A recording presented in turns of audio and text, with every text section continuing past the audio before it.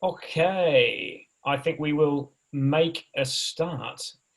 So, welcome for those of you that are here, and also for those of you that are listening into the recording. Uh, this is just before the nice long bank holiday weekend, and it looks rather sunny outside. So, I think there's more chance of getting more of you guys watching the recording, to be honest. But we'll see how it goes, and we'll see if anyone dials in a little later on. So welcome to this webinar around how to innovate out of a crisis. On the slide here, you see that we're mentioning a few methods such as design thinking, agile's ways of working, visual thinking, and virtual tools, which will all foster and help to foster innovation, enhance collaboration, and accelerate learning. But whilst there's a lot to be said for these tools and they're highly valuable, obviously it always comes down to people and the interactions and setting the right environments in which people can innovate. You know, as the Agile Manifesto says, individuals and interactions over processes and tools. So yeah, we will be talking about all these things, but actually this is really about resilience, about kind of creating true leadership, what true leadership looks like, and why that's really, really important when it comes to innovating out of a crisis, and also being prepared to innovate and being prepared for a crisis. So they're the buzz things, really. That's the important bit, important aspect to this talk. So, a little bit about us. Over to you, Mark. Hey, sorry, I just see someone called Tristram Channer has just joined, which is Tristram. Great to see you on here, mate. Maybe I should give you a call sometime. Sorry, so my name is Mark Munich. So I am an engagement lead at Radtac. So all that means really is that I look after lots of our clients on the coaching and consulting side, delivering everything from small pieces of change up to transformation for large organizations that operate essentially operate around the world. I've been at this for a few years, but a big chunk of my background, if we go back a little bit, comes out of a big chunk of time spent in the military. And so I guess my role here will be to talk a little bit about some of the leadership aspects or setting the conditions that Stuart has already mentioned around innovation. Cool. Thank you very much. Yeah, and before I mention myself as well, Alan Furlong, is absolutely fantastic guy who's been running these locked-in learning webinars. He's with us as well. And Pete Meesey, the founder of Radtac, he might be dialing in, as well as Marcus Dimbleby, who's doing, well, much like Mark, got some fantastic insights around leadership, true leadership, and red teaming, and creating the right conditions for high-performing teams. So not just me and Mark, hopefully a few others to join in as well. Me, usually you'll see me shackled to a drawing board, drawing away. I like to call myself a business visual storyteller. So I like to tell stories in pictures. No doubt I'll be talking a little bit about visualization later on, but I also run our innovation practice. So whilst I really embrace agile ways of working, truly passionate about design thinking and all things innovation, and actually how innovation really is at the heart of everything that we do, be it to understand and be it to be customer centric. So that's what I often am sort of shouting and chatting about all the time. And it's great to work for an awesome team with the likes of Mark. Just a couple of bits of housekeeping. Please, we do want this to be as interactive as possible.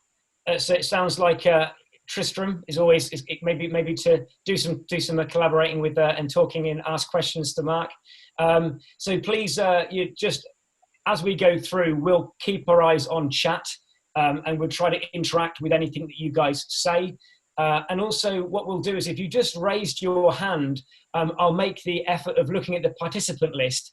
If you can raise a hand using the Zoom feature, then we'll unmute you and give you the chance to say something.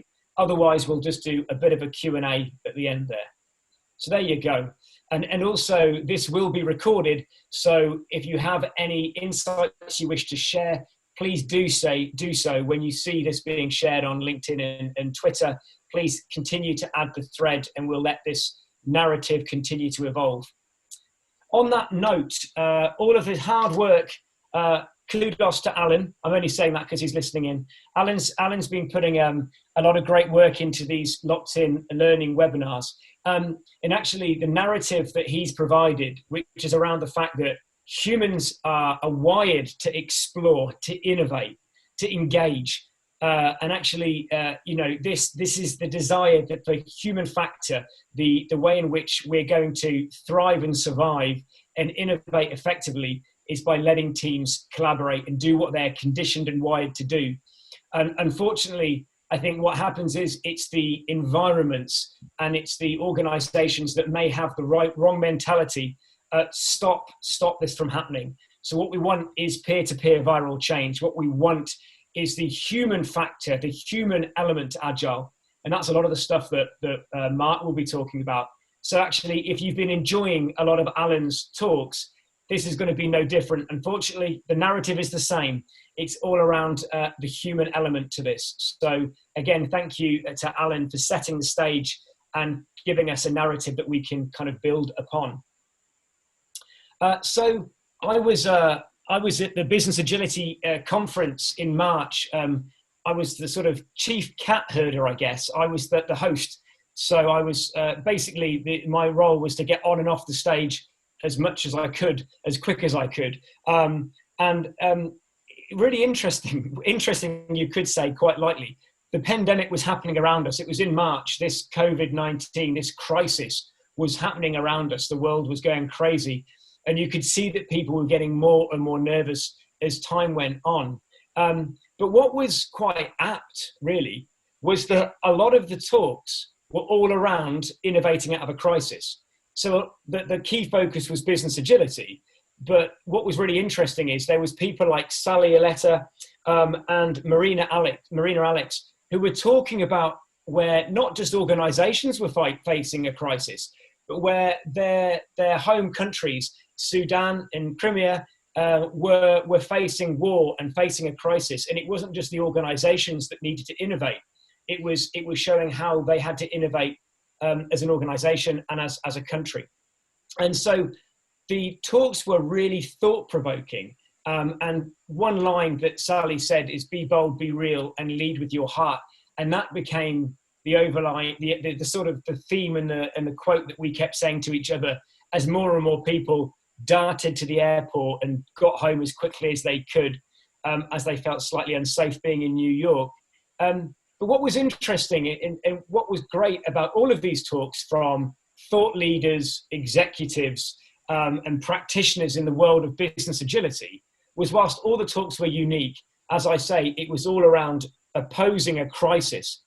And what's lovely about the Business Agility Conference is that if you've been or you've heard of it or you've dialed in, is that once you've had the talks, you have an interview with an audience, and then there's lots more interaction.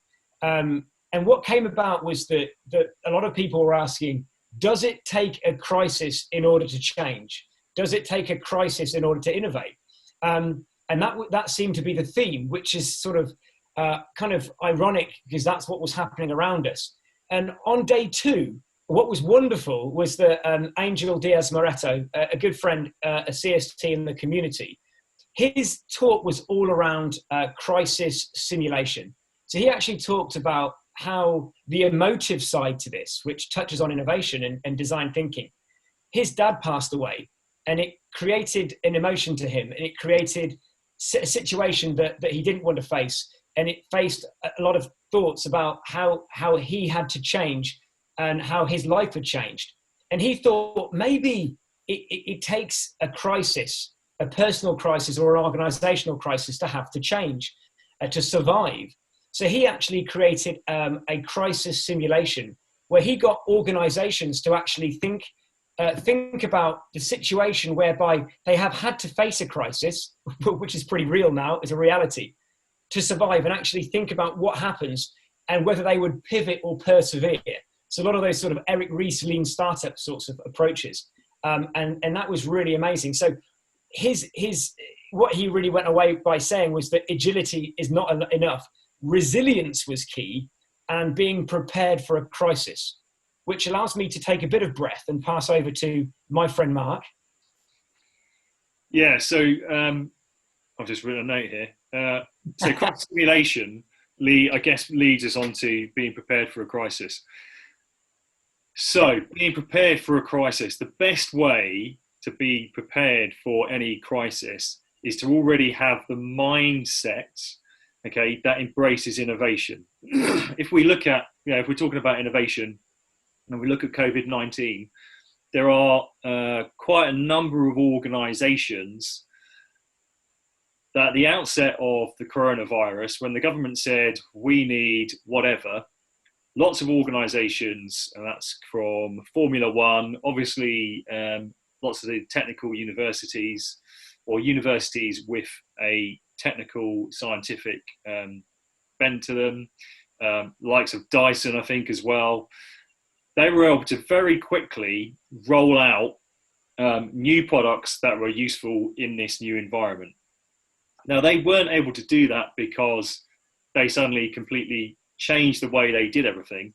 They were able to do that because they already embraced the innovative side. So that means that they were already investing when outcomes were uncertain. So they were running experiments in their normal business that allowed them, when they didn't know exactly what the return on investment would be. Now they were making a deliberate and conscious effort, and they were recognizing that there is an ongoing evolution in the world, in their sector, and if they want to be ahead of it and they want to be prepared for anything that's coming up, they need to embrace that. And so they're running the experiments all the time, and then when something happens, they're able to quickly pivot and use all of their experience with these processes to create new products. So it's a deliberate act. Do you think, sorry, Mark, in your experience as sort of an engagement lead and working with like global organizations, I suppose Radtac's more known for assisting within agility, but do you think that in your experience, people don't seem as keen to invest in innovation? Yeah, so I think if we look at someone like Fujifilm, so Fujifilm survived, Kodak didn't. One of the key things that Fujifilm did, they recognized that they would need to change early. They recognized that there was an existential threat to their survival, as the slide says. But when times were tough, wrong. Let's take a step back. They started their investment and in advance, but when times were tough, the investment in innovation in other companies was the first thing to be cut because they see it as an overhead cost. But if you want to survive through any crisis, you have to recognize that investment in innovation isn't an overhead cost that can be cut. It is a mandatory investment that you need to make in order to take you forward and to survive and to build better products. And frankly, it's not just in a crisis, it's all the time. When you have that investment, that enables you to pivot when the time comes. So Fujifilm recognized this long before they were still making lots and lots of money out of film. It was still their biggest margin. But they were investing early. When the film market crashed, Kodak decided that they were going to scrub their investment, sell off the innovation because there was still a margin in their key product, which was film. Fuji made a different decision. In the 2008 crisis, so a second crisis for Fujifilm, the same thing happened. Fujifilm made a deliberate investment decision to keep innovation running, and actually they doubled down on their investment. They cut other areas of the business that weren't going to be any use for the future, and they focused their efforts on the on innovation. What I love about this story as well, Mark, sorry, I just find it really exciting, is that later we'll talk a bit more about design thinking, but I absolutely love if you think about from an IDEO perspective of the feasibility from what can we build to a viability from a business perspective and the desirability from a customer perspective. I love that they pivot. There's a bit of a pivot, but I love it. Am I right in thinking that with Fujifilm, it was the collagen that was created in their already, in their business model for creating film, the same chemical could be used, therefore, for creating hand cream or face cream. So Yeah. as far as disrupting that was a really good example of how they've disrupted their own business model, but to survive, right? And I think you asked a really quick key question there. What can they build? Because actually, they asked themselves that question. What can we do with our existing technology, or what can we do if we need new technology? So, what can we build became a key question. The way they answered the question, and this is something that all organisations should invest in, they brought together cross-functional teams. So they had scientists who worked in completely different fields and didn't work together before, and they brought them together into one space. And the scientists from different fields were put into the same teams to come up with new ideas for what their current technology could do, or to recognize gaps in their current technology to bring in, so they could bring in extra technology to create these new products. So these new products, as you say, go from, because you do all that you do all the idea sharing, they move from having items like film and using some of those chemicals to create a high value, skincare product. Anti-aging cream. We use it every day, Mark. Come on. All the time. You can tell. Rubbing it on. And so I love the fact that you were saying about the scientists working together. And I just wanted a quick breath to say hello to everyone else that sort of just now jumped in. And hello to all of you. Nicole, thank you so much for the interview earlier. And Marcus, great to have you here. I gave you some kudos earlier. I don't know if you were in for that. But it'd be great to hear your thoughts. But just so far, we've talked about being resilient. And Mark, I love what you've been saying. I love the fact that this is actually about setting the conditions, but you're saying be prepared. But actually, what you've moved on to say, really, you're touching on leadership, right? You're saying those scientists in that situation, the scientists were given the right conditions to innovate. And tell me, why are we talking about servant leadership? What does leadership have to do with this? Okay, so great question, and I'm sure I've got an answer.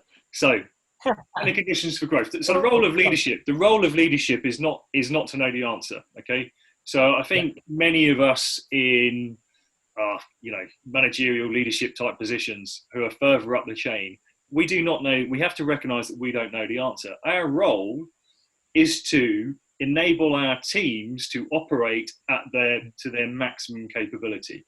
Okay, so that's about creating the conditions. The conditions are the time, they are the physical space, they are about setting up that space so that it encourages learning. If we jump back into Fujifilm, that includes, so they create a massive innovation center, they have cross-functional teams, which if you're in the agile world, you sort of know about, but they create a library, which they call the Knowledge Cafe, because the library isn't created just so they can read these scientific papers, do research into different books. It's also created so that they can sit together and share those ideas. And we've got some, I thought we had a question. So they can share those ideas. Now it's in many companies, in many organizations, people are kept in their silos, and this is kind of changing, but it's a slow change. And it is up to the leadership of the organization to break those silos down, bring people together, create the physical environment, and create the time that allows this innovation to happen and that allows ideas to be shared, because that's a really key part of it, idea sharing. Yeah, I love that. And that's exactly what Alan's been talking about. Marcus, just give me a head up if you don't mind, but you actually I noticed on LinkedIn, you shared an awesome article totally aligned to this about true leadership, right? About, you're very passionate about leadership. Just put your hand up if you'd like to say a few words. It would be great. Otherwise, you did. Marcus isn't shy. Let me just go to participants and do this. It'd be great to get your heads up, your take on leadership and how leadership can create the right conditions. Marcus, unfortunately, you can now talk. Hello there. Can you hear me? Hello. Wonderful. Yes. Thank you for Hey, the. Marcus. I missed the kudos earlier, so I'm sorry I arrived late. You're not getting any more love. I'm only doing it once. Oh, see me later.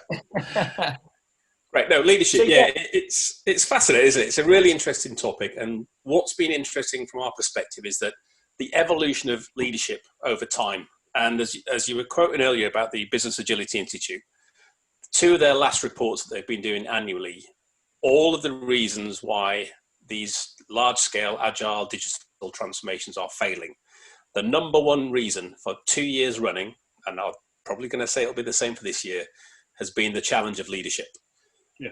And what we've tended to see here is that the sort of leadership skills that worked well in the 80s, 90s, and the noughties, that sort of men of a certain age, and I'm one of them, I won't deny that, but these boardrooms that we're seeing today, these legacy organizations led by a certain type of character, which worked well for them throughout that period, and that's good.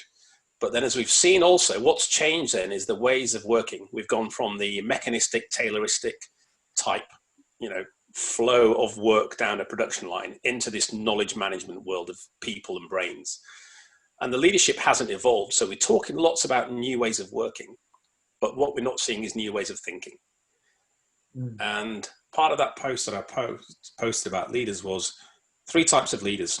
And we said, bad leaders react, good leaders plan, and great leaders think.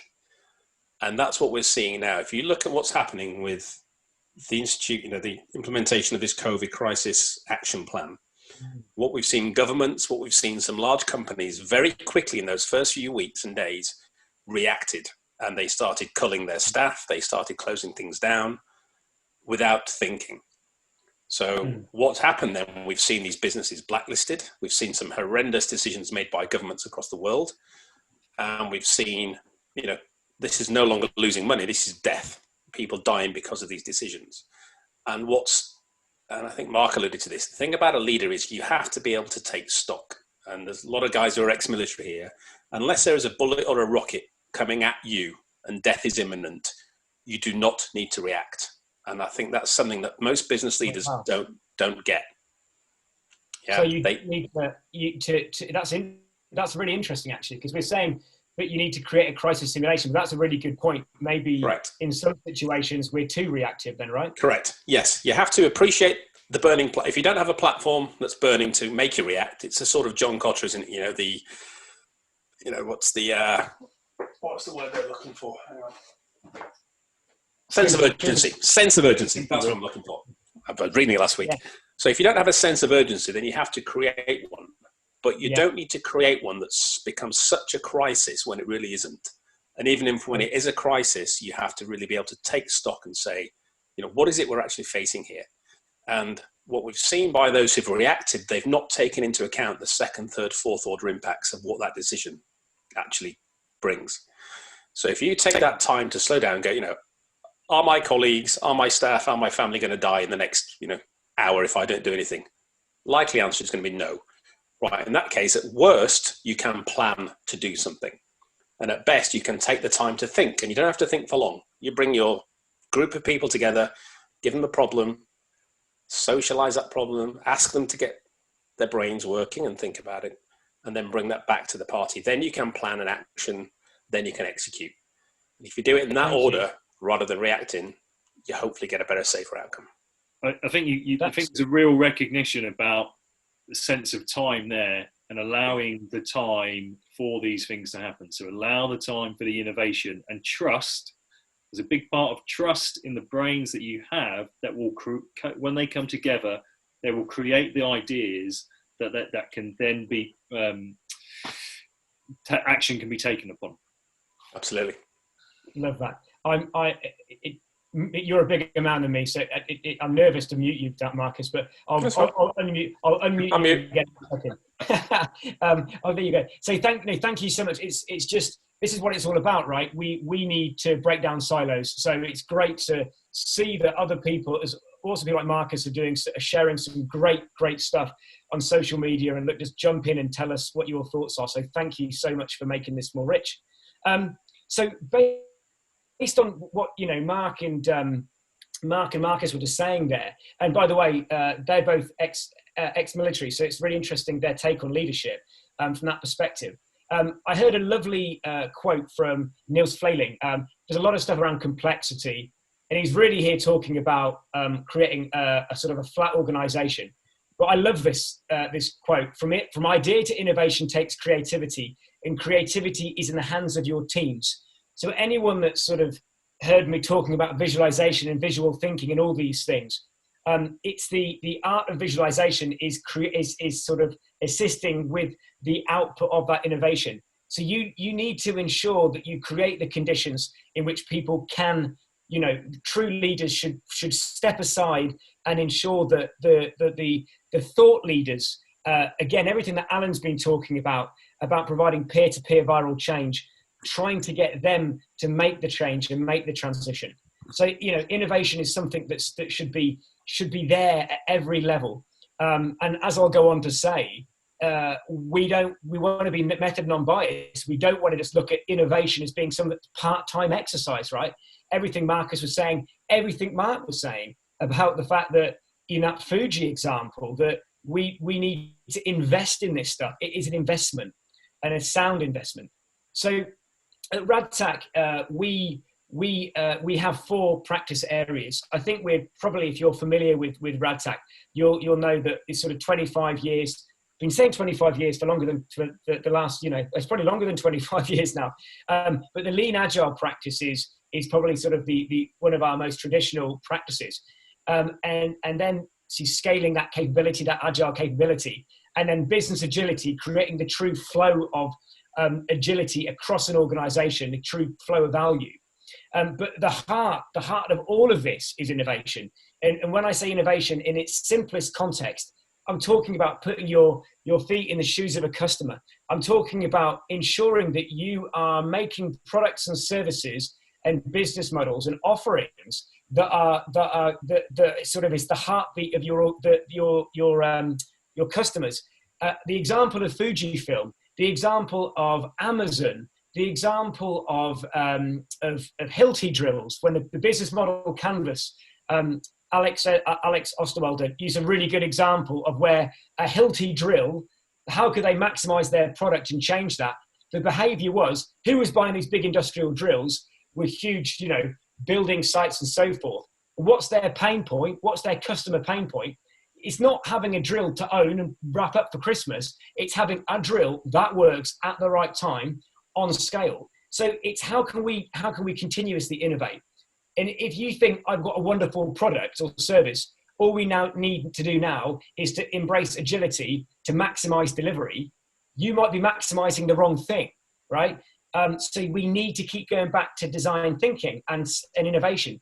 Equally, you don't just want to go down the route of service design and design thinking and then just have lots of Post-its on a wall that don't go anywhere, right? It's a blend, it's a balance, which is exactly what we're saying here. So instead of, I'm desperate to draw, but I'm just using the slides for now, so apologies. But if any of you are familiar with the double diamond, in fact, let's get some interaction. Can you just put into chat? Actually, don't go to chat, go to participants. Can you just put, just raise a hand if you've heard of the double diamond of design thinking? Just raise a hand, just one. Okay, I've got a few of you. Okay, great. Brilliant. So it's what I'll do is I shall do it here. So nothing that comes out of my mouth is too complex. So there's nothing to this. And if you Google it, you'll soon find out. But if you look at my camera, the double diamond is literally two diamonds, and really what it's trying to embrace is what's called both divergent and convergent thinking. So instead of thinking, let's start with let's solutionize, we've got a problem, let's find a solution. What we need to do is we need to embrace divergent thinking and find out what the problem really is before we come back to the middle, which is and converge on actually what could be potentially from the design sprint point of view, how might we do something? So that, Jake Knapp's design sprints, how might we do something before we then move on to the second double diamond, which is more around, again, divergent thinking. What are we going to prototype? What are we going to build? And then converge. We'll pulse something out.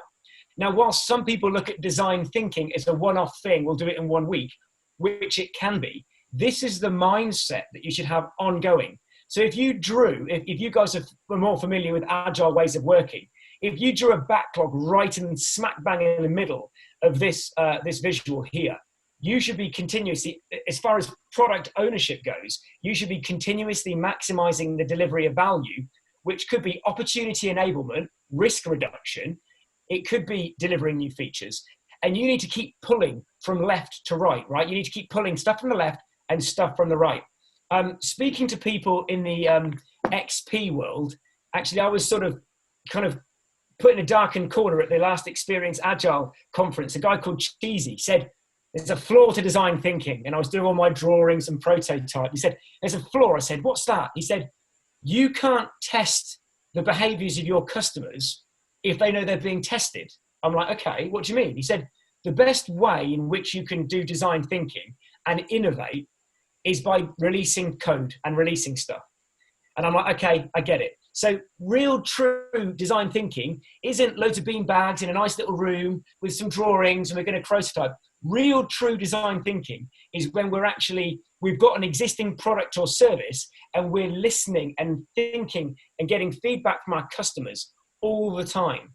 I don't know if any of you are familiar with Facebook. They put a new thing on Facebook and they can also check what you're doing when you're not on Facebook. You can just dial that off. But Facebook are constantly testing things. Spotify, and all these different people, they're constantly doing things. So the essence of true innovation and design thinking has to be when we're looking at things that are actually that are truly out there, which now brings in DevOps, now brings in all these all these things. So you can see that I'm a bit passionate about these things, but we've got to embrace an agile mindset. We have to embrace a design thinking mindset, and we need to have that kind of DevOps mentality and mindset as well, so we can keep jumping from left to right. At this stage, I shall take a breath and just say, are there any questions please put into chat? And just quickly have a look. Okay, I think we're okay. We'll keep checking that. Mark liked that quote. Oh, he liked the last. I thought Mark was giving me kudos then, but he likes the quote. A nice quote there from Tristram. Yeah, I didn't think it felt very weird. Mark giving me any kudos. Yeah. So please look in chat. There's a nice quote there from Tristram. No, great. So I'll just keep moving on so that we can just get to the end and actually have a nice breath for any questions that you might have. So you guessed it. I'm going to talk a little bit about visualization. I was being interviewed earlier about visual thinking, and actually with visualization, it isn't a practice that we own. It's more than a service. It's the glue, really. And it's not just for innovation, and it's not just for agile, but we highly recommend visualization and agility. Visualization, because we support, if you think about what Scrum was created to support individuals and teams to face complex adaptive problems. And we also assist a lot of organizations that work in Industry 4 manufacturing. Now, in all these situations, we need to make the intangible tangible. We need to make the invisible visible, and we need to simplify complexity. And so to a lot of you, drawing a few pictures on a wall, and if you got my camera on, you'll see I'm getting ready for some visual thinking here up there for next week. It's more than just drawing. It's really around visual literacy. We learned to focus on visual literacy. We learned to be visually literate before we learned to read and write, because we navigated a children's book using our visual literacy. Navigating a map, all these things that we do, it all comes back to that. So when I'm passionate about visualization and drawing, it's because I want to embrace, diversity of thought, getting everyone thinking about this sort of stuff by drawing. Convergence that we can get by creating templates. Nothing new here, guys. Business model canvas, using graphic metaphors like the sailboat or the great retrospective things there. The value proposition canvas, empathy map. These are all templates that can bring us all on the same page yet we can embrace diversity of thought through those pictures. But if you want to generate ideas, you want to accelerate learning, and you want to enhance team collaboration, then visualization can really be a great enabler. So, never has it been more important to embrace distributed innovation and embrace visualization than it is now when we're working online. So fortunately, we can just go over to Mark for just a quick recap, and then we'll hopefully take some questions. If you're still there, Mark. Yeah, sorry, I was on mute. I'd also forgotten this slide was my slide. Sorry. Some really simple lessons. So, which are that innovation is a deliberate act. It is a deliberate act that requires investment. And when times are bad, it is the first thing to be cut. But if you want to survive, you need to double down on your innovation, because the world is changing and what you're currently doing is not going to work in the future. So there needs to be a recognition of that fact.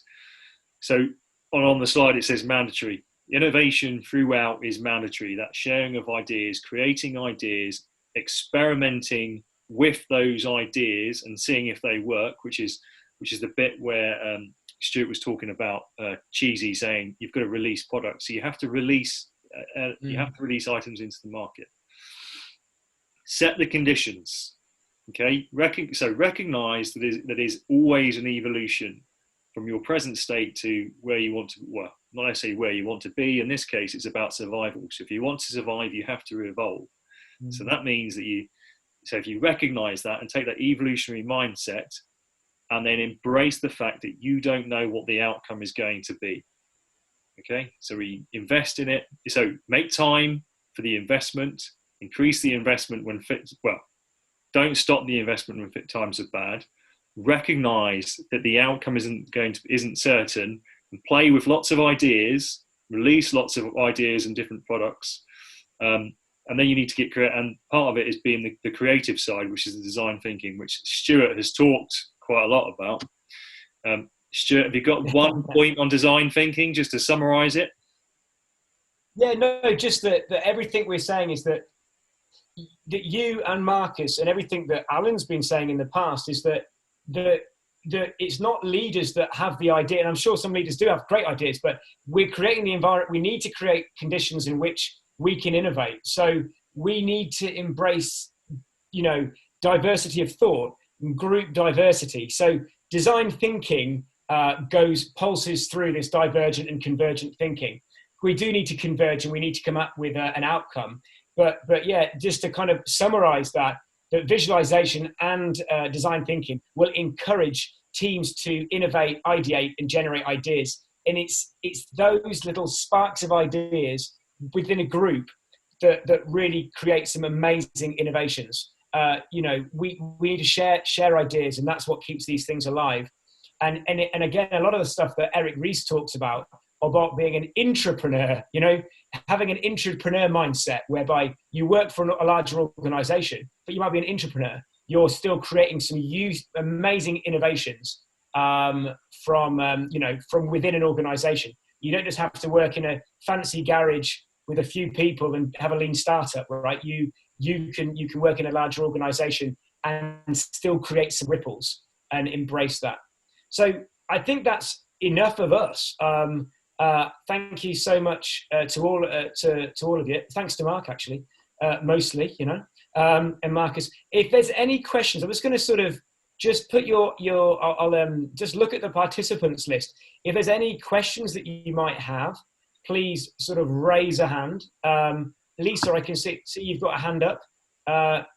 So if you've got a question, no, it's gone. Okay. If anyone's got any questions, please just raise your hand. Otherwise, we'll quickly look at chat. Yeah, good stuff. Okay. Another nice quote there from Marcus. None of us are smarter than all of us. I love that. Love it. So actually a lot of this, Marcus, maybe another webinar you can help us with around systems thinking, right? The whole, you know, getting it's all the interactions that go within that make us awesome. Thank you to all of you. This was one of our locked-in learning webinars that Alan kindly let Mark and me free reign to take over and explore. Thanks, Marcus. That's great. That's a go-to. We'll open a glass of wine, a bottle, and we'll chat through that at some stage. So there will be more locked-in learning webinars. It's our contribution to the community during this sort of scary time. But in true essence of our talk, you guys, please feedback, please continue to grow this narrative organically. And when this is shared, please add your comments to LinkedIn and share some insights. That would be wonderful. And yeah, thank you, Hugh. Innovation fundamental to business success. Think digital disruptors. Absolutely. Yeah, absolutely. I think, great. Digital disruptors. I love all the stuff. I love the idea of a lot of the stuff Alexander Osterwalder talks around disruptive innovations and disruptive technologies. Thank you, Hugh. So on that note, we will share these on LinkedIn. Please continue the discussions. And I believe there'll be some more webinars from Alan, and there'll be some more in the future from us, as well as from Pete Meesey around business agility. On that note, unless you've got anything to say, Mark, I shall say goodbye. From me. I'm going off for a beer. Enjoy your beer. And thank you so much to all of you. Have a lovely weekend. Stay 2 meters apart. Stay safe. Stay connected. Thank you very much. Tristram, hopefully I'll see you soon, buddy. Nice to see you, Tristram. See you later, everyone. Bye-bye.